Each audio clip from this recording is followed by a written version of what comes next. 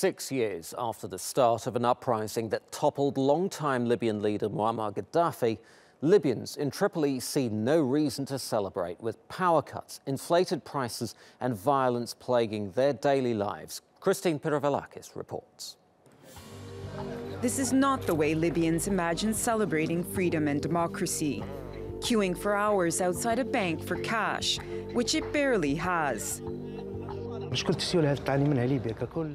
The cash crunch taking place all over Libya is a result of errors made by officials. If they had provided cash once a week, or at least every 2 weeks, this problem would be solved by now. 6 years earlier, on February 17, tens of thousands of Libyans took to the streets, protesting against high unemployment, food inflation, corruption, and the lack of political freedom. 9 months later, leader Muammar Gaddafi was captured and killed, a victory for the people. But today, many believe living conditions have gotten worse, with power cuts and water shortages a daily occurrence. Economic inflation and the rising standard of living have affected us Libyans. We have families, but we can barely make a living. God willing, all we ask for is to be provided with cash. That's all we want. As if the collapse of services, price hikes, and a cash crunch was not enough, Libyans are subject to major security issues, killings, and kidnappings. Gun battles break out at a moment's notice in Tripoli, as the capital is now controlled by dozens of armed groups. And the UN-backed government of Prime Minister Hafed Al-Ghwell has done little in the past 11 months to solve the situation. Honestly, I haven't seen any improvements. I don't see any improvement in this country's situation. It's going from bad to worse. 6 years and nothing has changed. While oil production in Libya has risen, a rival government based in the east has taken control of key energy infrastructure, smuggling and selling much of it on the black market. Experts say the situation is now out of control.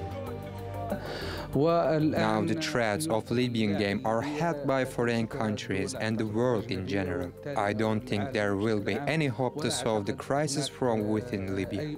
The solution will come from outside, unfortunately. The ongoing crisis in Libya has left much of the population in poverty and insecurity, and many fear the situation will remain the same until at least the next anniversary.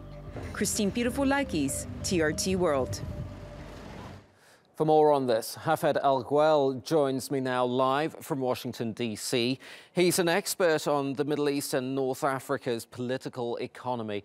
Mr. Al Ghwell, thank you ever so much for joining us on Money Talks. Now, 6 years on, Libya is a divided country. You've got a UN-backed government in Tripoli. You've got a powerful general in charge in the east and in charge of much of the oil wealth. What needs to be done in the immediate term to alleviate the economic suffering of ordinary Libyans? There are a number of things that need to be done. I mean, over the last 6 years, it's been obvious that the various governments and administrations and the various militias and so on have pushed the country further and further down economically to a point where there is no trust in the system at all by all population, which resulted in this lack of liquidity in the banks, where the population has taken the money at home.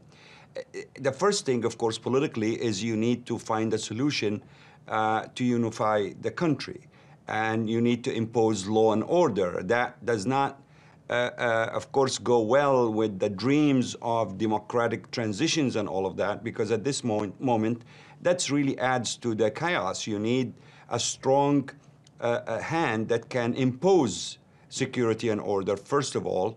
Then you need to follow it up with some kind of a political process that can create a one government.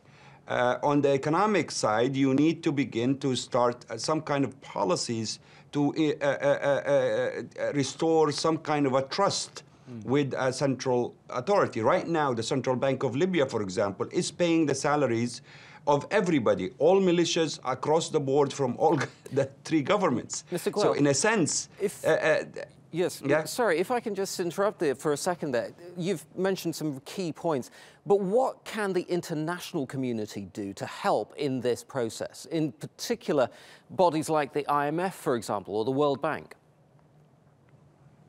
I think they should internationalize, and I've proposed this many times in the past, internationalize the financial and economic structure of Libya. That means creating some kind of an international supervisory body, if you will, with participation from the IMF and the World Bank, as well as the Central Bank of Libya, to create some kind of an international standards and limits on what can happen. For example, that will also help the Central Bank of Libya and stop any intimidation that they are under to distribute money to this or that government. Once it is an internationalized committee, for example, a supervisory body, with Libyan participation, but then militias will not be able to just carry arms and walk into the minister's office or the central bank governor and impose on him what kind of payments he makes. Mr. Hafed Al Ghwell, I'd love to carry on this conversation. I'm afraid we're out of time. Hafed Al Ghwell in Washington, D.C., thank you ever so much.